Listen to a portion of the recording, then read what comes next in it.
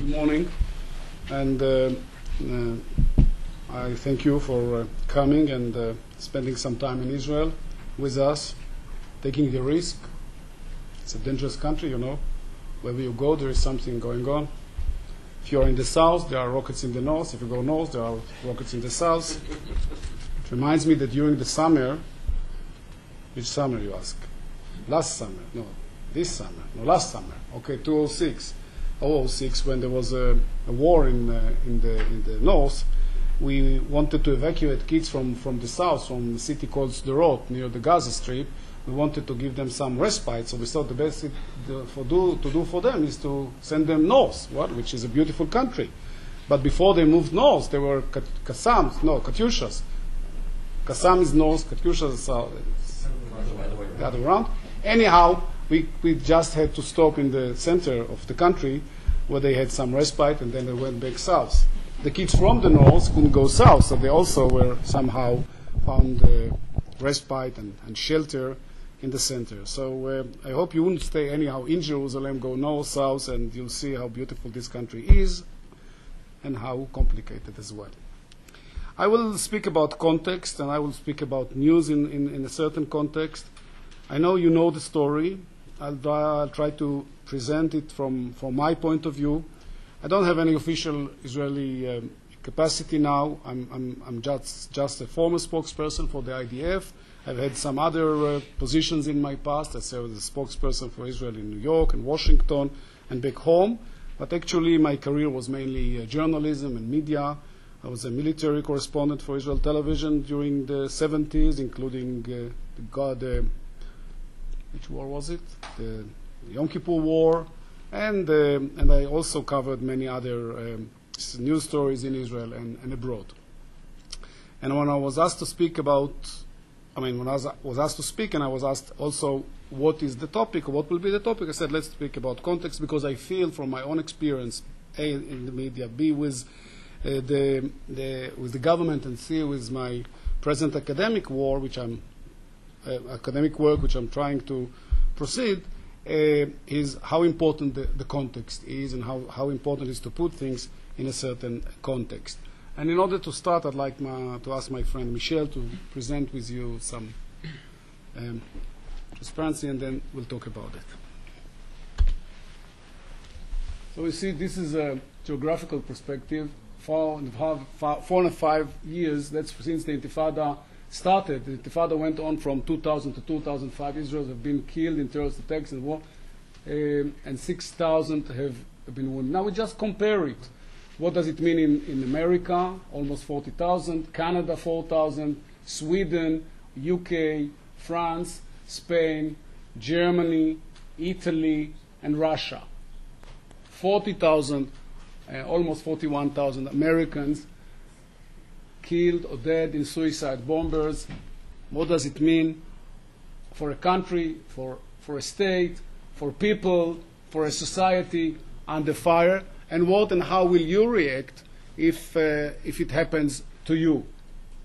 Over 1,000 Israelis were killed. I don't remember the exact number. I think there were over 200 suicide bombers. That's the main enemy, or the main threat to the Israelis during those 5 years. And this is, in a way, untold story. Okay. Now there is... Okay, now we'll see another demonstration of what I call context, and again, a story that you don't really see and we can talk about. The fence. Remember the story about the fence. Okay. Why do we need a fence? 15 minutes walk between Kalkilia and Kfar Saba. Walk.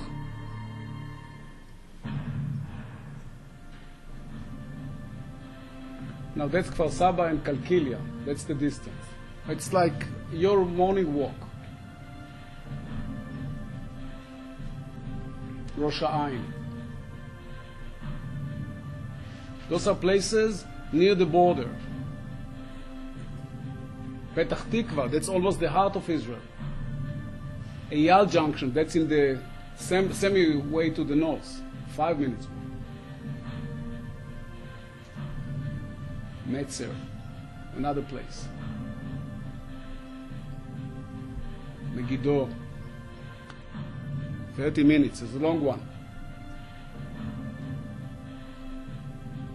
Fula.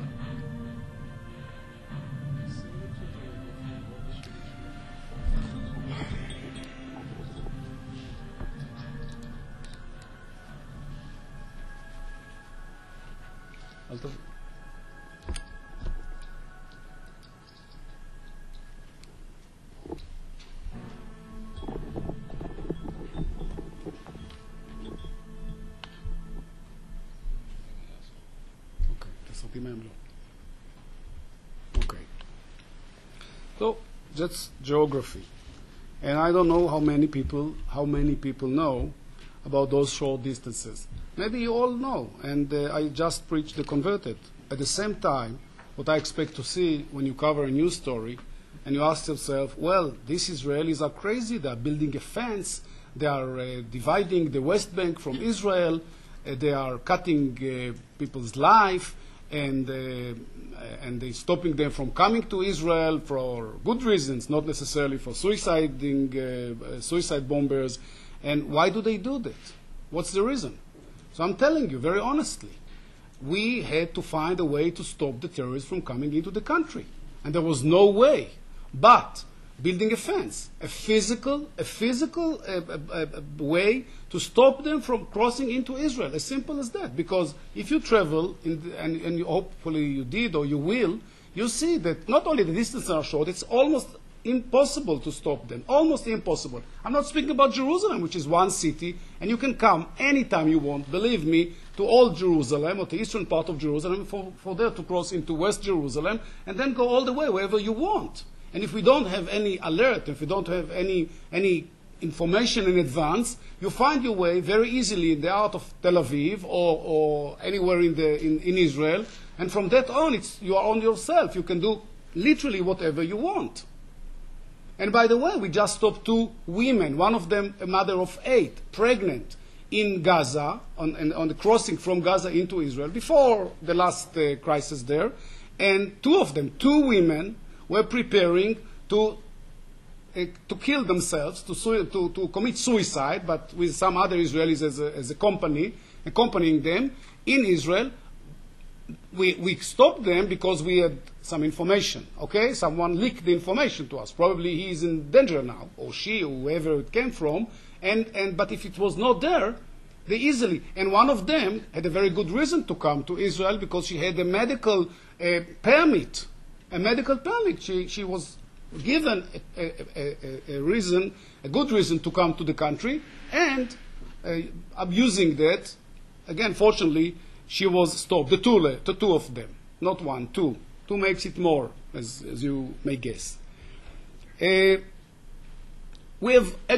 are engaged since 2000, but even and before, but currently, if I can generalize it, in a war which is being conducted in 5 fronts, and those are modern wars, not necessarily ours, but modern wars in general. And by the way, now there are no more wars of the kind of the Second World War or even the Yom Kippur War, where we clashed with Egypt and Syria. And even in '82, at the beginning of the Lebanese campaign, the first one, we clashed with Syria, just Syria, and of course the Palestinian terrorists in Lebanon. But the wars in the format that we all remember, where huge armies were fighting each other, they don't exist any longer, and they actually were replaced by different kind of wars. Those are the low-intensity wars or conflicts where we deal with guerrilla terrorists, or urban terror, like the one we had the day before yesterday in Kiryat Shmona, which is in the northern part of the country. You know Israel, I hope. I mean, at least generally. Okay, so Kiryat Shmona was one of the major targets in the last summer, where I would say between 150 to 200 rockets were fired into Israel every given day during the 34 days of the second campaign in the second Lebanese war. That's the official name of this one. And so Kiryat Shmona, after almost 9, 10, 11 months of relative quietness, was attacked again. By whom? Not Hezbollah. Who knows, by the way? It's another organization. How many organizations do exist in Lebanon? I don't know. And by the way, all of us can establish now a new organization. But not only that, each one of them can be an organization and send missiles into Israel and then say, no, it's not the Hezbollah, it's just another small or whatever organization that took responsibility for the rockets. But what does it really mean for the people of Kiryat Shmona? Believe me, Katyushas are Katyushas are Katyushas. There's no difference. And suddenly, out of the open sky, 2 Katyushas fell into Kiryat Shmona. And there is a city by the name Sderot, which is also facing continuing Qassam attacks, one after another. 2 weeks ago, it was like 10, 15 a day. Now it went down, and you know why? Because they are just busy between killing each other. The Hezbollah and the Fatah, not the Hezbollah, the Hamas and the Fatah are engaged with each other. But that's temporarily, I assure you. Within a short while, you'll hear again about those Qassams coming into Israel. It's just one stage in a long war. So what I'm saying is that Israel, in our long history, had all kinds of wars since 1948. By the way, statistically, once in a decade, we have a war in the Middle East. And you are safe now because we've had ours already, last year. So at least now for a few years it will be relatively quiet. But I'm not kidding. Every 10 years, once in a decade, there is a war. 48, 56, 67, 73, 82, 91, and now 06. And in between there's our war of attritions, low intensity conflict, and so on. But every few years, there's no other nation in the world that has had so many wars in such a long time, in such a short time. If you know a different example, let me know. Even Iraq. Iraq currently suffers more than Israel. Yes, I agree. I don't know whom I agree with, but I agree. But this was not the story of Iraq until 2 or 3 years ago. Not that you Americans have to be blamed for what happened there. I don't ask you politically where you are. This was just a potential. It would have happened anyhow. Sunnis against Shiites, okay? You are just in between now. An old story. But and now there are more suicide bombers, no terrorist attacks. Everything is now going beyond everyone's imagination. But in principle, no other country in the world has suffered so much from terror and from hostilities as Israel.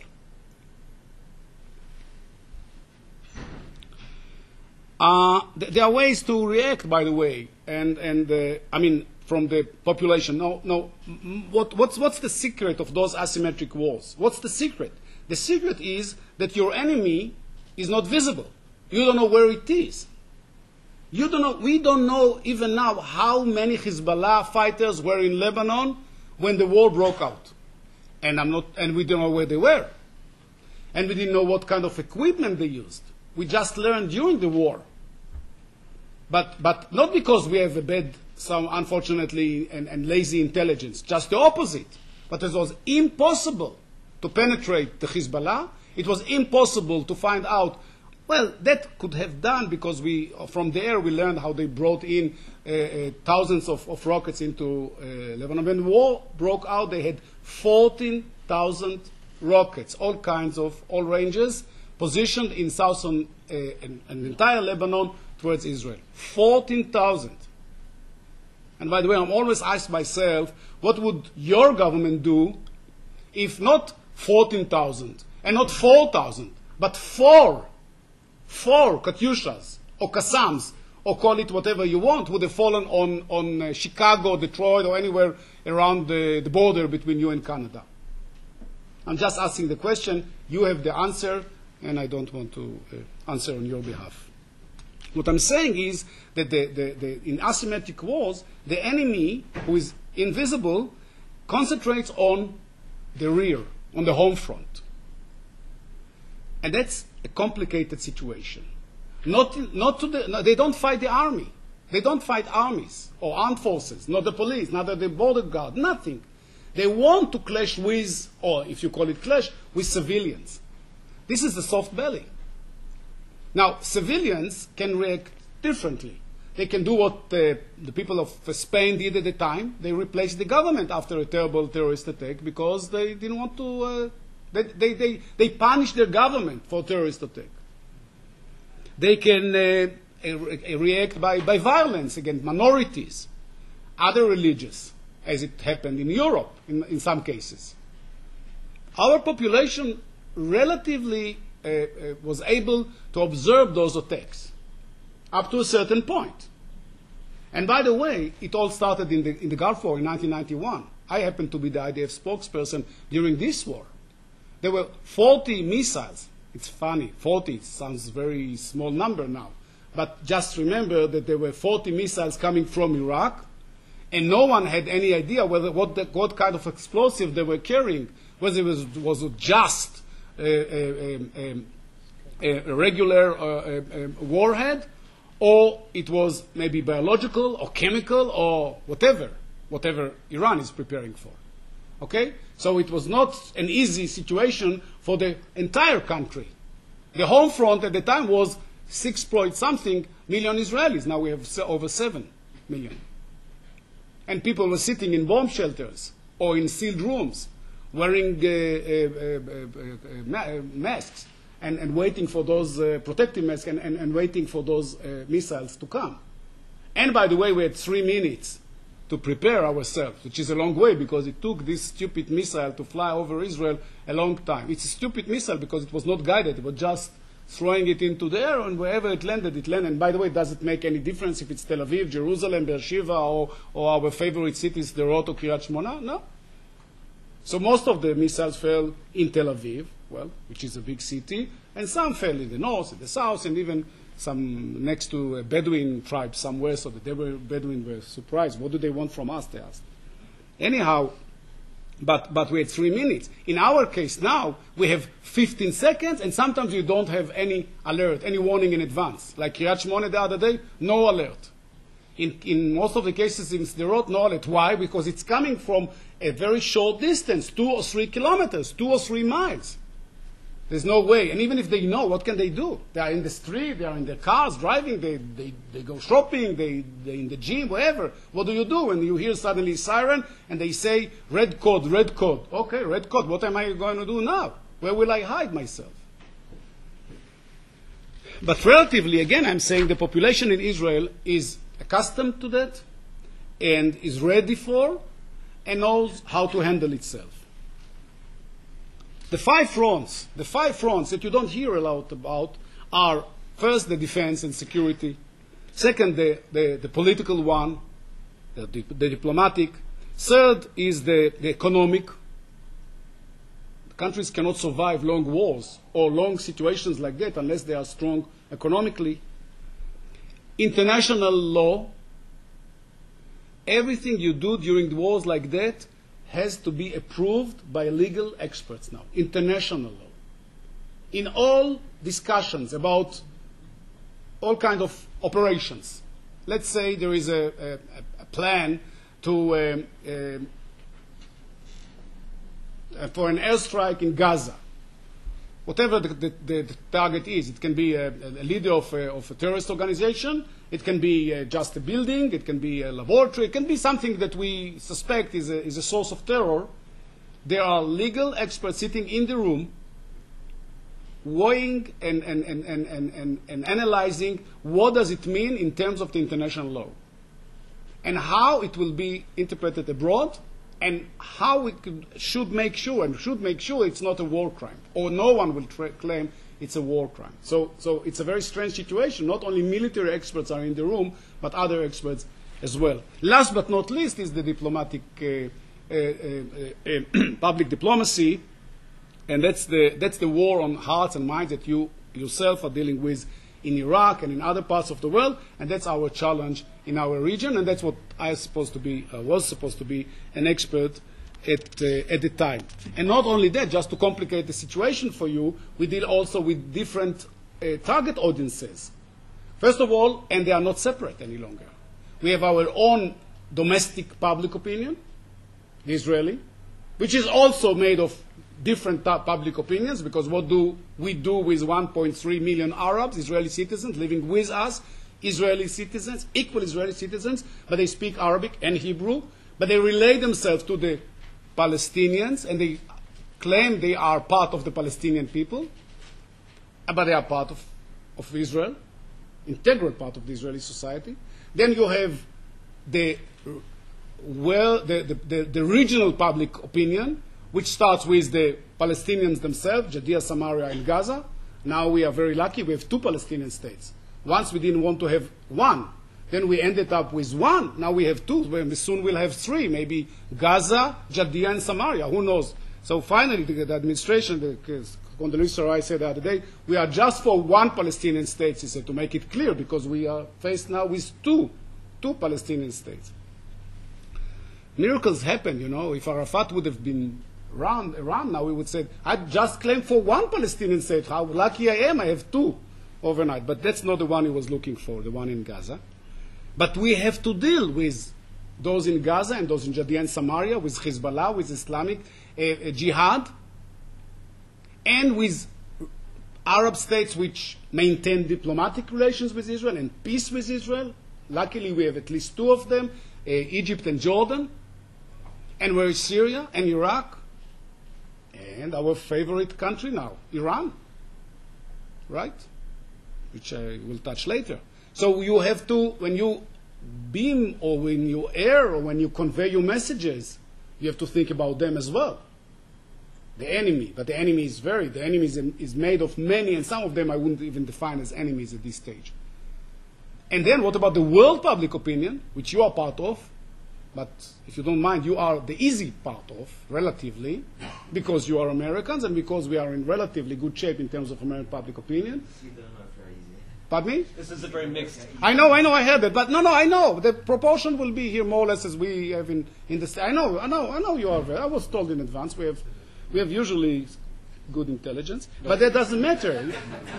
Even if it's 60 or 50% for and 50 against, that's fine. Because in Europe, it will be 80%, okay? And so check yourselves. I just meant they're not all Americans. Not all you... Okay, fine. Maybe one day. Take a vote later. Doesn't matter. It can't be that bad. Anyhow, if you go to Europe, if you go to France, if you go to Spain, we take polls and we know what we're talking about. It's a different audience, different languages, different cultures. And what about India and China? What about the Far East? Each region, each country, each place has its own foreign policy. So that's another aspect which I'd like also to share with you, how complicated this public diplomacy is. Now, when I'm talking about those 5 wars, I would like, which we dealt very much in the past summer during the Lebanese war, which happened to be, by the way, the second longest in our history. Low-intensity conflicts tend to be long. Okay? This was short in comparison to long, but longer than in comparison with short. Do you follow me? I hope so. Because the 6-day war was, the 56 war was a week, 3 days. The 6-day war was a week. The 73 war was 3 weeks. This one was a month and 4 days, like 34 days. That's relatively long. But the character of the war was a type of the low-intensity one, which I dealt already with, which means a war on the home front, a war on the civilians, on both sides, by the way. And this is the point I would like to touch. There were 2 million Israelis under fire during the second Lebanese war. 2 million Israelis. When we say north, center, south, you know the proportions, you know the distances. You saw just a small demonstration earlier. Missiles landed not far from Tel Aviv. Tel Aviv is regarded as the center of the country. But it's really funny because from the center to the north, there's 1.5 hour drive. From Gaza to Tel Aviv, 60 kilometers. Okay? How long it takes to ride the bicycles? 60 kilometers. In the 48 war, the Egyptians were already in Ashdod, which is 20 kilometers from Tel Aviv, the Egyptians, in the 48 war. And so 2 million Israelis, it's like 1/3 of the, almost, if the Israeli people were under fire. By the way, Jews, Arab, Druze, everyone in the north, there is no difference. Qassams or Katyushas don't know the difference between a Jew and an Arab, or a Muslim or a Jew. They don't know. They kill or they hit wherever they can. And at the same time, when the war broke out, there were refugees in Lebanon as well, because people did not want to stay in the south as long as the war went on. And they knew very well what wars are and how they look like, and there was a danger to their life. So they preferred to move north. But what did you see? What did you see on television? What story you read? What story you saw? What kind of message you got from watching television?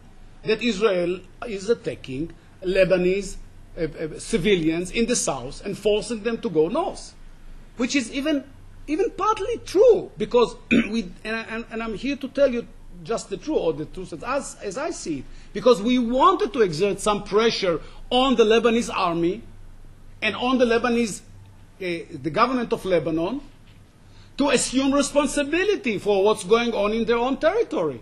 What is this game all about, if not that states and government are taking care on their own territory?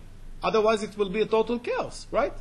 So you look at the Lebanese government and you tell Mr. Senora, are you the Prime Minister of Lebanon? Yes, I am. So what do you do in order to safeguard the northern border of Israel? Do you take care of your own territory, or you would like us to do that for you? I'm not sure which answer I will give you. But anyhow, when we had to respond to an ambush on an Israeli border patrol, where 2 soldiers were abducted into Lebanon, where 8 Israeli soldiers were killed on the spot, and it was all done in surprise, in Israeli territory, that no one has any doubt on, that even recognized by the UN, which Israel pulled back from Lebanon, by the way, from the Lebanese territory, fully pulled back from Lebanon in 2000. So everything went on Israeli territory. And we just responded by carrying a certain message, which I've just shared with you. What do you do, Senora, to maybe you can also help us to return those soldiers safely to their families? Have you thought about that?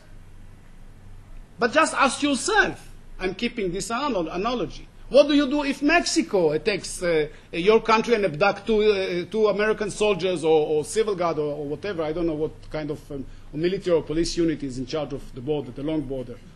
But if they abduct 2 of your people into Mexico, what will you do? I know what will you do. Maybe you know as well. I mean, since there are some Europeans here, so try to compare relationship between your country and neighboring countries as well. And by the way, there were 2 incidents of this kind. One in the Gaza, when 1 Israeli soldier was abducted, in a similar way, by the way, because it's a similar organization. Those are similar organizations, similar people, and they are both supported by Iran. Again, a friend of Israel. But one was abducted in the south, is still in the hands of the terrorists for over a year now. 2 are now over a year in the Hezbollah hands, wherever they are. Hopefully they are alive. We have no idea. So Israel just responded. And when we responded, we were very carefully responded, because we didn't want to hit civilians. We didn't want to hit, as it was proposed by the Israeli chief of staff. He said, let's kill the power, the electricity in Lebanon. Let's stop we did stop aircraft from coming in, because we wanted to stop any supply, renew of their supply. We closed the Lebanon. But we didn't attack civilians. And the outcome, yes, but the outcome was that people were fleeing out of the south, because they knew the Israelis will come sooner or later. But how much did you hear about the attack in the south? How much you heard about the attack in the border of Israel in the south, in the north? Unilaterally withdrawal, unconditionally, without any condition, just in 2000, going back to our territory and ending 18 years of a long war in Lebanon. Unilaterally. No agreement. Just recognizing all the international agreements, including, of course, an understanding between us and the UN. Fine. So what do you do? Why do I say that? Why do I mention that? Because this is the story you wouldn't see on television. When the Israelis attacked Lebanon, we became the aggressor. Oh, the Israelis are attacking their favorite enemy, civilians. And that's a good story, I should say. Why not? But what was the story? The story was that Israel was attacked, surprisingly, by the Hezbollah, as it happened the day before yesterday. Hezbollah, another Hezbollah, doesn't matter. They're all Hezbollah. And then, so where is the story, and how do you tell the story, and what do you get as a news customer in wherever you are? How much you know? You just get a piece of it, and the piece which is usually a kind of blaming Israel for the situation. But what do you expect a country to do in order to defend its population? 2 million people under fire? 100 to 200 missiles are coming every day? You can't stop them, by the way. You can't stop them. I'm telling you. Believe me, we tried very hard. It's impossible, because you leave them in the field or wherever you do overnight with a kind of a watch. You switch them for a certain hour in the morning, or preferably during 8 o'clock, which is in the evening, which is the news, when news are is broadcast live in Israel, so you have a better, better press coverage. You are not there any longer. What do? You come from the air, you come from the ground. You never find anyone next to those launchers, next to those missiles.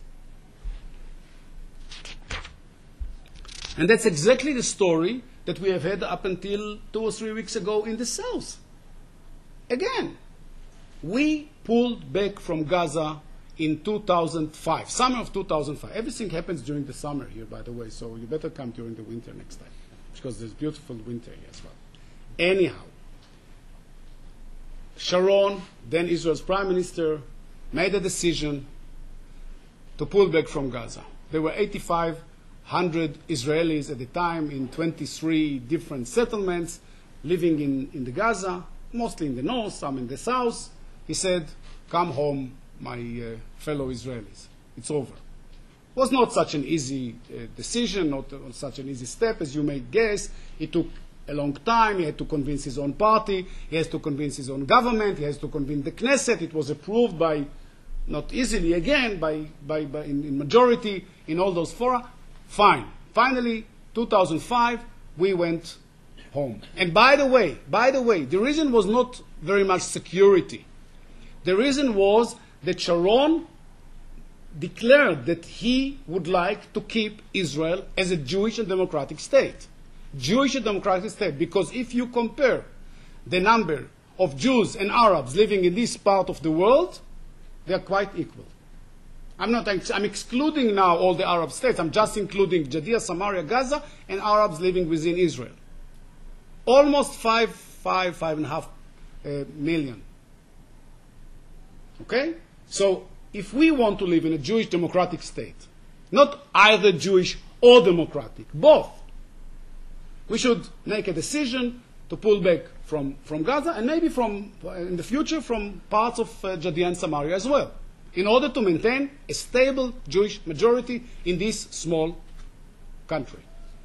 At this stage, Sharon used to say, small, tiny country, I remember now. So I say just small, not to sound like I'm Sharon. Anyhow, so in this small country, if we want to live what my parents dreamt of, and their parents, and their generation of Jewish people, a Jewish state, we have a Jewish state, it has to be with a majority of Jews. Anyhow, so it's not just the defense and security. It was much more than that. We pulled back. No more Israelis, no more Jews in Gaza. Okay? That's over. What would you expect to happen? From that on, quiet. Stability. Now the Gazaans have their own territory. It's time for them to start building their own mini-state there, and the other part of the state in Judea and Samaria. Now they have the time, they have the energy, maybe the financial resources. What else do you expect them to do? Because this was their dream, right? They wanted very much to be independent, to have their independent territory. Now it's independent without any Israeli occupation. A dream was accomplished. What did they do next? Attacking Israel from Gaza into Israel. This was the next stage. This was their response immediately. And since we pulled back from Gaza, there were over 2,000 Qassam rockets being fired from Gaza into Israel. And I'm speaking not just about that, but other ways also. They are digging tunnels, and they are looking for other ways in order to... So one of my friends said the other day, which sounds to me very reasonable now, he said they were always saying they were looking for independence to stop fighting. Now I believe... just the opposite. They were fighting in order to gain their independence, okay? Which is maybe acceptable by many people, here and abroad. Fine. We did the same, by the way. We also fought for our independence.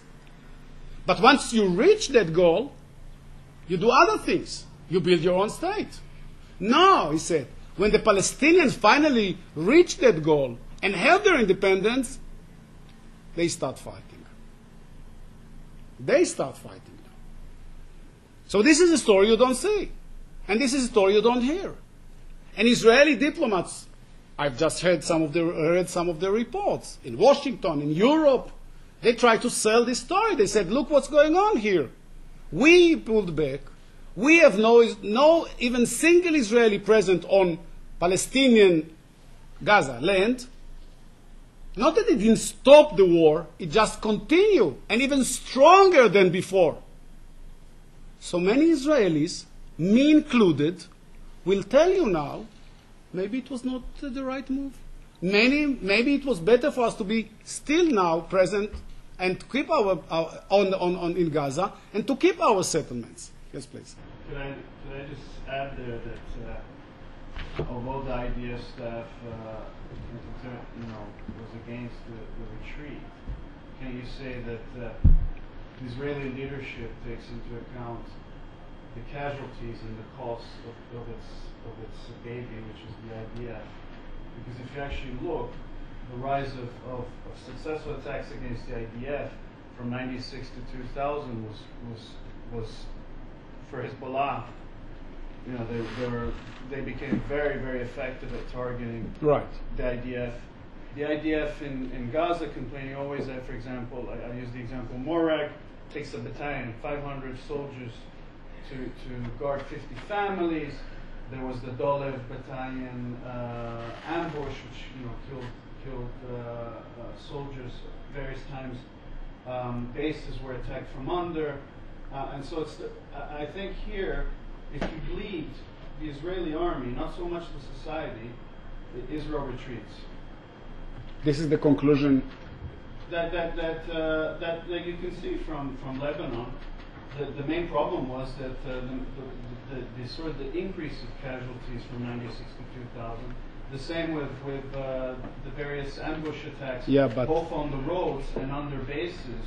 You can almost see that if you bleed the IDF, the Israeli politicians, which normally came from the IDF, tend to retreat. Not so much because of civilian casualties, but IDF casualties. Okay, but now, first of all, I don't challenge your figures. There were a number of Israeli casualties in Lebanon at the time, and growing numbers, and they were in the Gaza as well. But bear in mind that when we pulled back, we exposed now our civilians to the terrorist attacks, which is much worse. Armies are used to fight, even terror, okay? They will find their way. We found our way. We brought down the Intifada. We did. It took a long time. We managed to do all kinds of things, but finally we did. Okay? As long as it's in the army or the security service, general security service hands.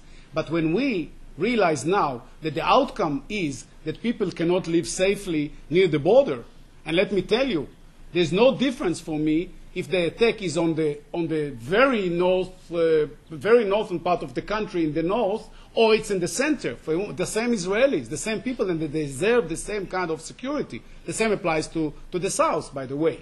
And also the distances are small and short anyhow. Just a moment. So I think that the decision to pull back was much more than just the number of casualties.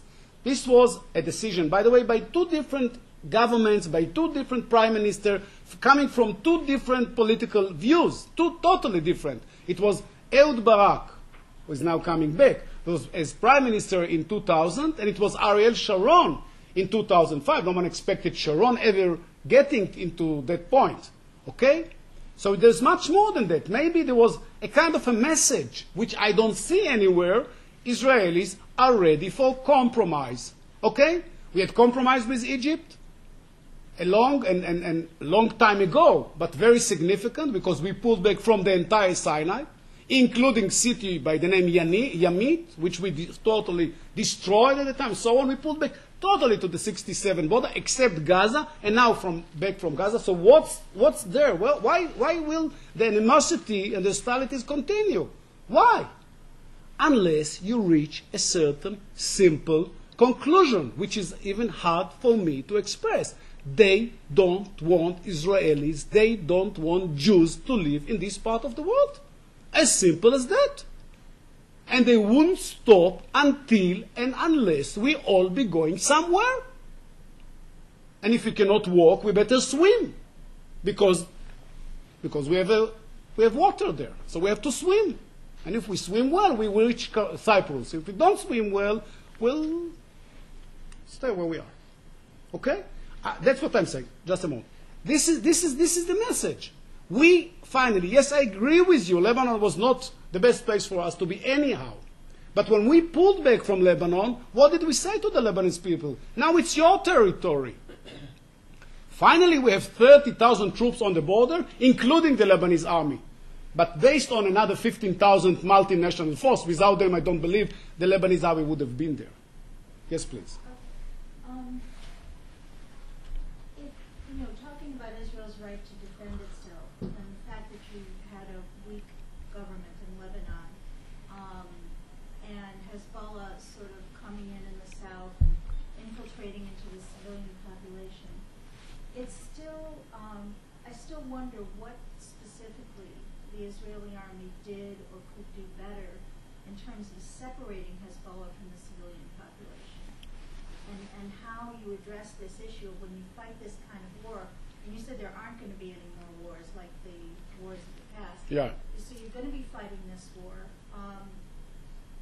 You're left with the issue of what you do about these civilians and explaining to the world how you're trying to protect them because right. they're caught in the middle of this terrible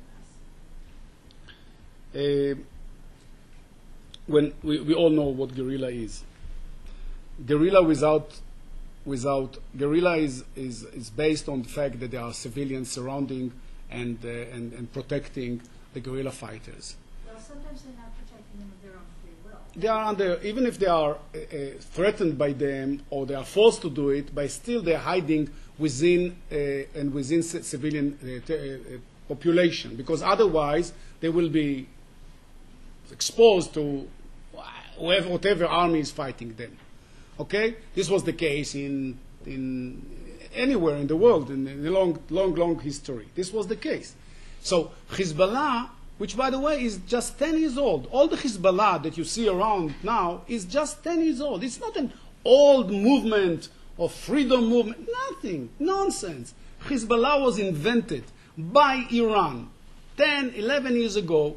They were established a base in the Bekaa Valley where they started their training. All Iran.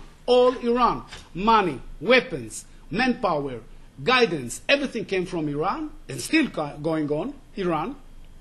And the whole idea was that Iran wanted to have a presence next to the Israeli border. A strategic threat on Israel. Because we cannot have 40,000 rockets on the Iranian border, neither with Iraq nor anywhere else. But the Iranians can. And by the way, now they have it both north and south. Because Hamas is also a terror organization supported by Iran. Both of them, the same ideology. Now, what can you do about the population? First of all, I can tell you, we did not attack population. If population was hurt, and was hurt in some cases, it's because they were positioned within the population, highly populated areas, hiding within their apartments or houses. We could track where, in some cases, there were Katyusha launchers, mobile Katyusha launchers, okay, on a truck or whatever. So I can show you pictures. I don't have them with me now. You can see how it, because we have drones, we have all kind of aircraft in the air, and they are taking pictures all the time. So you see the vehicle firing into Israel, and then driving back into the village, hiding in a garage under or by the side of a certain building, and people are going away. What do you do now? What do you do? You wait for the launcher to come again out, or you try to destroy the launcher? Because this launcher is the one that will fire at you tomorrow. And we all know that saying, if you don't hit your enemy, he will hit you first. Okay? It's all the matter of who is coming first. So at least the launcher is there. We will not manage to prevent these missiles from being fired into it. At least we can. What happened the other day, or immediately? The whole building fell down. And people, civilians, were killed. Did they know about it, or they didn't know about it? So the entire southern Lebanon was taken hostage by the Hezbollah. So what's the conclusion? I agree with you, totally agree with you. Civilians, innocent civilians, are not supposed to be hurt in a war. Anytime in a war. And believe me, there were some Israelis, politicians as well as army generals, that said, why can't we just clean the area? Just clean the area. Tell their population that within 48 hours, no one is supposed to be in southern Lebanon any longer. No civilian. Those who are in the area are terrorists. And let's go and do it. But what did I say before? International law will stop us, will forbid that from happening. So we decline those proposals. But what do? 2 million Israelis are suffering. By the way, with all the respect to our resilience, hundreds of thousands of them had to move. Because they didn't have bomb shelters, and because even if you have a bomb shelter, how long can you stay underground without air condition and without enough food and you cannot run your life 34 days in a bomb shelter if you have a bomb shelter. So they just had to move somewhere else. So they were Israeli refugees. But why they were not so visible? Because we opened our houses, because we let them in, because we found shelter for them. The state did. In Lebanon, no, they just threw them in the streets and they told them, do what you want. I'm totally against involving civilians within this war. But the purpose of the terrorists is exactly that on both sides civilians will be the target of the war. The impact will be serving them both, in the case of the southern part of Lebanon or the northern part of Israel. Yes, please. Well, I have some comments actually. Okay. I'll just start with the last one. As far as I know, all the streets going from the south towards Beirut had been destroyed by Israel, so it was also impossible for people to leave. And the time given between when the leaflets were thrown from the airplane to let the population know that they had to go away, and the moment when you started, when bombings happened by the Israeli aircraft, was so limited they were not even able to run away. And as far as I also know, some of the people going out in cars, apart as I know and I've read in articles, whatever, maybe they were biased, but I don't know, but they were white flags and they were bombed anyway, so they were trying to run. 3 other small remarks. Hezbollah was born in 82 actually, and the reason why Hezbollah was born in 82, and the reason why got so much support and became so strong was definitely, as all analysts say, because of the Israeli presence and occupation in southern Lebanon. Otherwise, I don't know why they would have not born anyway, but definitely the presence of Israeli increased. Now, last thing, you and other people kept saying about the independence of Gaza, that when Israel retreated, finally Gaza got independence. I mean, this is not independence. Israel kept controlling the airspace, kept the controlling the sea. The border with Rafah was most of the time closed. This doesn't justify, of course doesn't justify, sending Qassam. Even if you don't care about Israel, it's so stupid to do. There's no reason to. But let us not talk about independence. And if you talk to people from Gaza, if you read reports, Israel used to go on with the aeroplane, just breaking windows because they were going so fast. And there's all these stories about phone calls and messaging as a machine, your house is going to explode and you come out. This makes people, this is a terrible life. This doesn't justify, but things were not so pink. Thank you. Nothing is pink in the Middle East. And I agree with you that there are tough conditions for the Palestinians in Gaza. And I'm not sure Israel could have done much better in terms of really solving their long-time problems. Short time is something different. But the question why there are that many refugees there and why no one has ever offered them a place to settle is something that should be asked all the time. Why this problem is being kept there for almost 60 years now and nothing has been done, and the potential is huge in the entire Arab world, unless someone is trying to keep this open. This wound will still be bleeding until finally they will be allowed to go back to the home. But secondly is, when you say, why did you open the airspace? Why didn't you let them bring ships into their harbor or whatever? I tell you exactly why. You see what they have done so far just from the fact that the crossing between Gaza and Egypt is no more controlled by the Israelis. They are bringing in scores of tons of weapons and explosives. That's the best import the Gaza people can enjoy these days. No food, no materials for whatever buildings or industry they want to develop. Just explosives and weapons are being imported. And since we are not present there any longer, the Philadelphia excess, and we cannot control it any longer, that's what we are faced with. And you, if you have a chance, talk to the Egyptians, they will tell you we are unable to take control of the border. If they are unable, we are not there because we didn't want to be present there any longer. So who is in charge? Who is in charge? The conditions of life in Gaza, I agree with you, are terrible.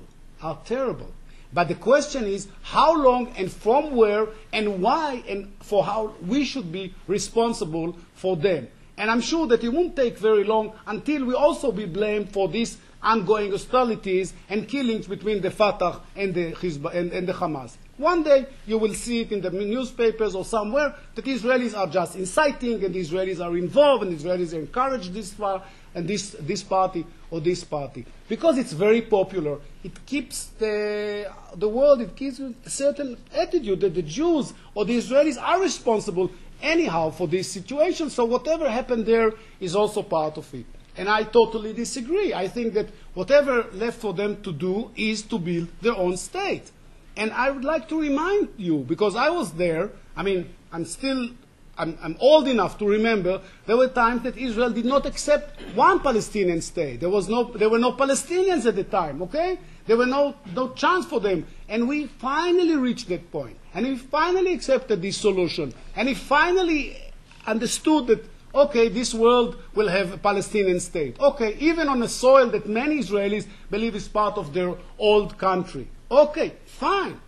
But you see very well they never stop wherever they have a chance to build their state, because this is not enough. This is not enough for them and for other Arabs in our region, unfortunately. Some are ready to settle. I mentioned 2 countries at least, Egypt and Jordan. Fine with them wherever they are. Hopefully. Hopefully, I pray for that. But what about the others? And remember, I kept saying that because there is a state, a member of the UN, by the name Iran, which is like 15 or 2,000 kilometers from here, building nuclear power, developing nuclear bomb to attack Israel. And I don't want that it will be. I don't want to hide beyond any political or diplomatic statements like, of course, this missile or this bomb can reach other countries as well. We all understand what Ahmadinejad said. We all understand. Not only that, believe me, we take him very seriously. You know why?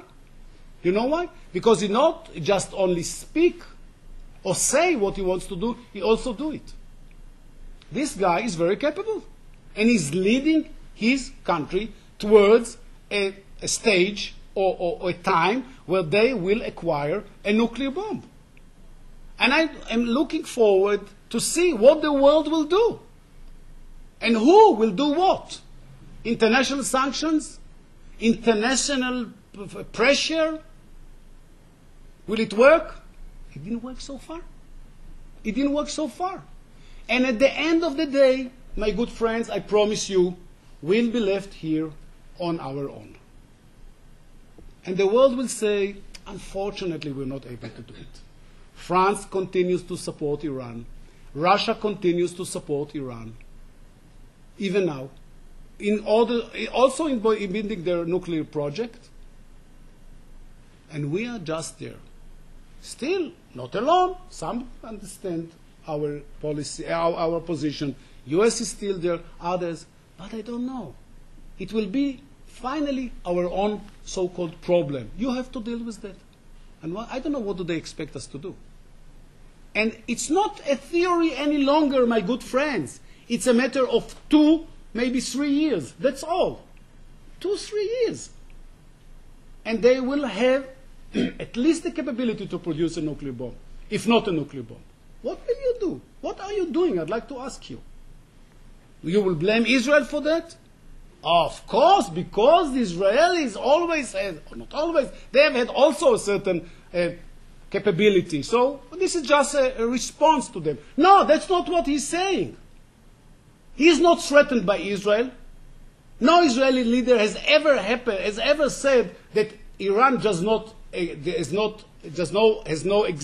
right to exist. No one has ever said that the Iranians do not really have any international rights. No. It's only the Holocaust. He denies the Holocaust. And from that on, he continually said, this country has no legitimacy. Destroyed. And who says what? There was an attempt last week at the UN Security Council. That's an international body aimed to prevent wars. Just to pass a resolution after one of the last statements made by Ahmadinejad. Nothing, no sanction, nothing. Just express your own opinion. What do you think when a world leader says that another country has no right to exist? No, not able to get even 15 members of the council to vote for it. There was a veto. The resolution went down.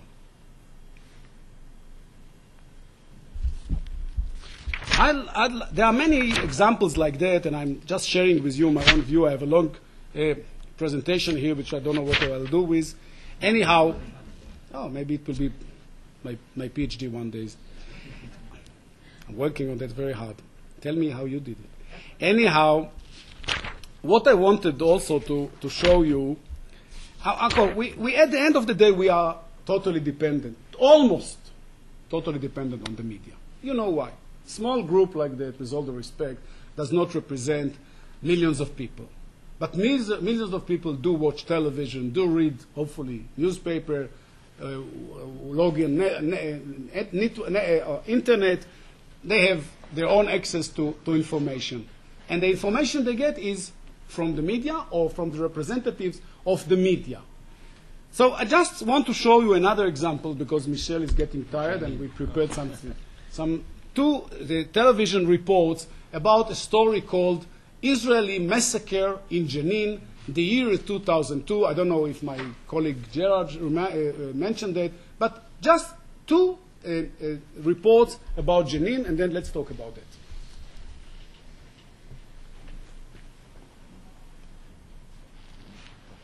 I have mothers calling me, speaking about missing their daughters, their sons. I have husbands missing their wives. I have parents missing their grandparents. The number that we have been told to us throughout the West Bank in Kurdish 500. But I'm afraid to tell you that they have been doing a lot of cover-up. I think I can speak for all in the UN delegation now that we are shocked. It is horrifying and beyond belief. A monstrous war crime has finally been exposed. We are talking here about a massacre and a cover-up of genocide. It all proved to be wrong. UN and Human Rights Watch commissions concluded there was no evidence to sustain claims of massacres. Palestinian civilians died in Jenin. Yet The Guardian compared Israel's offensive to the terrorists that killed nearly 3,000 civilians in the Twin Towers in New York. It added, Jenin already has that aura of infamy that attaches to crimes of notoriety. British media. 2 years after the massacre myth was laid to rest by the United Nations, the accusations live on, especially on the internet. The camp that became shown to us. It's outrageous. Jenin massacre evidence is growing. BBC. On the April the 18th is already after the fighting. And of course, each side is going to say the BBC said this, and therefore it must be right. And of course, like everybody, we make mistakes, and we try to remember to own up to them when we do. But you know, the truth is racing away, and the correction is lagging behind. We never catch up. That's true of everybody else as well as us. Is there any way to solve that problem? I don't think there is, to be honest. I really don't think there is. He wrote, The camp lies in the heart of Jenin town, that once consisted of tightly packed flat-roofed houses.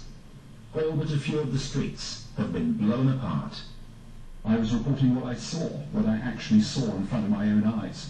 And that, of course, is the key to it. what Blair did not report was the proportion of the destruction. This is Jenin from the air, a teeming city of 45,000 people. This is the area destroyed in the refugee camp, about 7% of the city. The destruction was focused strictly in the area where there was heavy fighting. That's one. Want to show the other one? That's another one. That's from CNN. Just Nikki, we are in the village of Romana, about 12 miles away from Jenin refugee camp. The reason we are here is that there are 300 residents of Jenin refugee camp here, mainly males. They were all prisoners arrested during Israel's military operation in the camp. Just now, as we were waiting to talk to you, we have this new released prisoner. His name is Mufid. He's 34-year-old resident of Jenin refugee camp. He told us he owns a shoe store, and he was arrested yesterday, released just now. He just got to this village. He told us he had this blanket on him from the army. What else? And then he was asked to take off his shirt. This is the only thing he has. He says he's been like this for 2 days. He was just telling me that his aunt died in the same house where he was in the camp. He could not do anything to help her. She died. He couldn't even move her body. He says then they were arrested. They told the soldiers they had a dead body upstairs. The soldiers said still they had to come with them. He was just released just now, arriving to the village of Romana. And he's telling us that there is a busload of small prisoners. Just now we have heard on the loudspeakers in this village, people on the microphones, on the loudspeakers, asking people to go in with their cars to the outskirts of the village to pick up more prisoners. There are about, as I said before, 300 of them now here, and we have been talking to them all afternoon. They've had very disturbing accounts on what had happened there.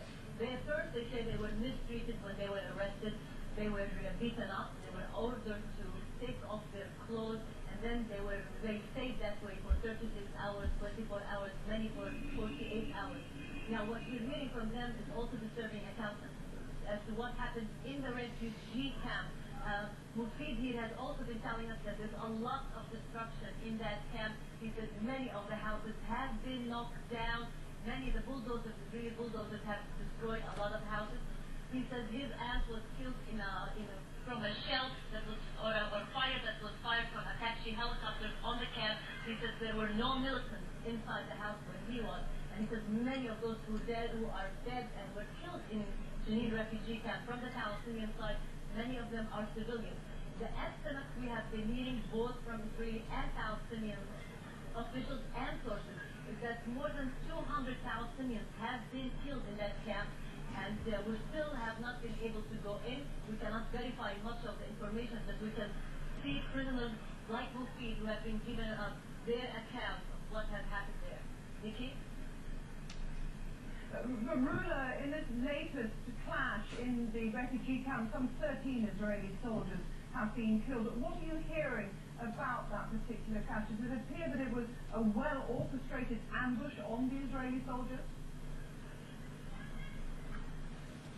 Well, what we're hearing from the Palestinians, some of them, some accounts say that actually they were killed by the Israeli fire, that the explosive was meant for the Palestinian gunmen. However, we can confirm there has been fierce fighting going on in that camp. The Palestinian militants inside the camp have been saying that they will continue to fight and that they will not surrender and that they will try their best to inflict damage and hurt the Israeli army that is inside the camp and that they will not stop until the army leaves. It's a battle of will raging in that camp. Nikki?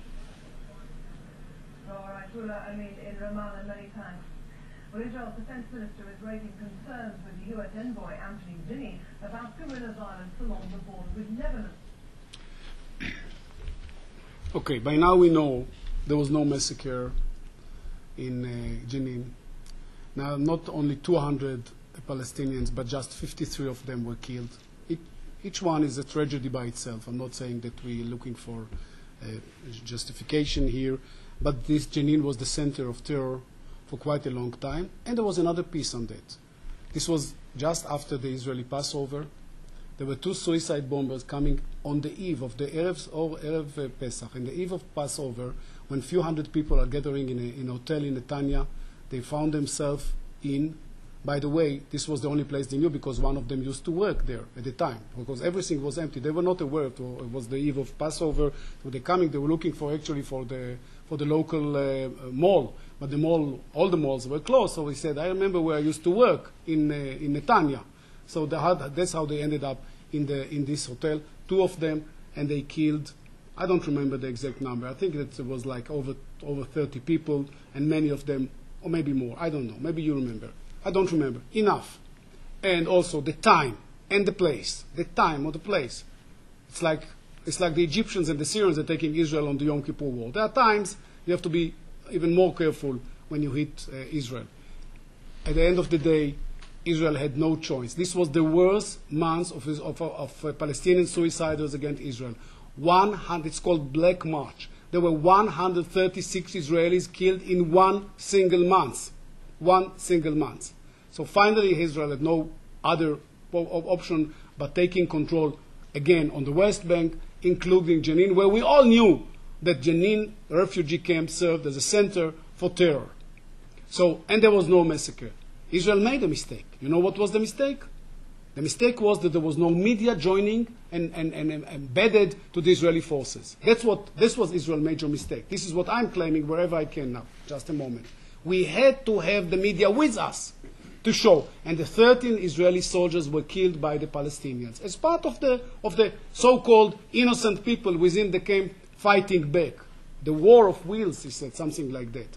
They were killed, 13 Israeli soldiers against 53 Palestinians. Okay? This is the story of Jenin. And of course the UN, and you saw the UN emissary. You saw Terry Larson. Terry Larson, by the way, is not the worst of them. But you saw Terry Larson saying, of course there was a massacre. How can I think about it? There was no massacre. And by the way, massacre is only between Jews and Arabs. When Arabs killed Arabs, there's no massacre. This is a friendly fire, probably. You didn't hear about massacre recently in Gaza. You don't hear about recently massacre in Lebanon, where they kill each other in refugee camps. This is just between the family. Within the family, we don't touch it. When Israelis are involved, there's immediately a massacre. Saib Erekat went on television. He blamed Israel for killing hundreds of people. It wasn't. It wasn't there. But the media captured the story. There was no media with Israeli troops, unfortunately, and it went on. And now you have to come and start denying and start bringing some other facts and so on and so forth, where there was nothing like a massacre in a Jenin refugee camp. Yes, please. I just want to make a general statement. Yes. And a question. Just relating to what you just said. It seems to me that Israel is not in the area of public information and relations and in the media being nearly as good as well. I live in New York. I get the New York Times delivered to my door every morning. And during the Lebanese war, the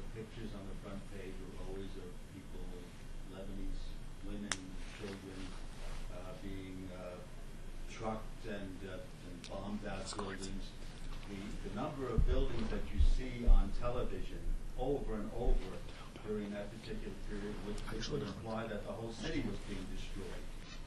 And the number of incidents relating to Haifa and a few other areas was always the same picture of this one person with a balcony that a shell had hit. And the conception that most Americans had, or anybody reading the paper or listening to television, would be that there was this question of David and Goliath. The Israelis were pouring their wrath on southern Lebanon with air power because they didn't want to use foot soldiers, and the result was that the people who were being really affected were the civilian population. Why does Israel have to wait until a month later to talk about, to defend themselves with facts? Why isn't the media at the time being able to give the Israeli story just as much play as the Arab story? That's my PhD thesis. Excuse me? This is my PhD thesis. This is my dissertation. This is the one I'm working on. This is the question I'm asking myself. I just agree with you. I can't agree more with you. This is exactly what we are not good at, selling the story. And I was following that painfully. I was sitting most of this war. I had the pleasure of being a television commentator. By the way, if you have to choose a profession, this is the best one. And speak about the future, because it's all open. The future, well, it finally didn't happen. Israel should do this, the Palestinians should do that, Hezbollah should go there. Fine. No one will come and discuss it, challenge you, because it was just an assumption and so on. So I was sitting in a studio, and I had probably hundreds of hours watching television, because what do you do when you are in the studio? You either talk on television or you watch television. And I was able to see how poorly Israel did in terms of our public diplomacy. So many mistakes. And why it hurts me so much, almost personally, because I've been there. I was the IDF spokesperson for a couple of years, but I've been a military correspondent. I've been covering military affairs. I've been involved in the military establishment. I've been almost all over. And I asked myself from the very first day of the war, where is Israel public diplomacy? Where is it? Why couldn't we immediately show the Israeli story about that? Because, of course, this is the David Goliath. We don't want to look like poor, miserable. We don't want to show that Israelis are forced to leave the north. Maybe it will encourage the Hezbollah. Maybe it will fire 200 or 400 or 600 missiles in the other day. We are Israelis, right? We are resilient. We defend ourselves. But the effect of, and the reality was that hundreds of thousands of Israelis did have to move from the north somewhere else. And the government was just unable to tell the story. We, ourselves. But I expect the media. Where is the media? I expect the media to take over, and they were present at the north, but what they were looking for? The missile. They wanted to see missiles coming in. That was the challenge. But forget about missiles. 53 civilians were killed in the north. 13 Arabs. 13 were Arabs. Go and tell their story. Find out what happened with them. A grandmother with a grandchild, she went somewhere else to find shelter because Nahariya was attacked. She went to one of the other places. She was killed there. People were having coffee on the veranda. They were killed. People were going in the streets. It was daily work. People went to work. People went to school. People went all over. You can't stay home all the time. So I agree with you. We did a very poor job on Israeli public diplomacy during the war. And the Hezbollah, much better. Much better. Yes, please. Aside from that, I wonder whether you could explain, or perhaps everybody here knows, and if they do, then just ignore the question. I have never understood exactly the relationship between the press and events. For example, I picked up the Jerusalem Post while I was here, and there was an article explaining exactly from inside Gaza exactly what the motivations of the various factions were, what was going on, and so forth and so on. How does it work with the media in terms of its relation to crisis events? How do you get the information?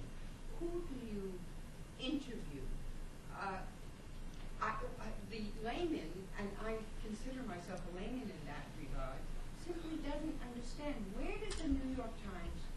get its information when it's reporting on a crisis. You, as a journalist, can explain that to me. And how do you verify? How do you check facts to make sure that the information that's being given hasn't been disinformation? First of all, every journalist, I assume, knows how to do his or her job, which means that you have to collect information and to find out where it was and where the truth is. How do you do it in a war? Because in a war, Yes, when there's violence. there are.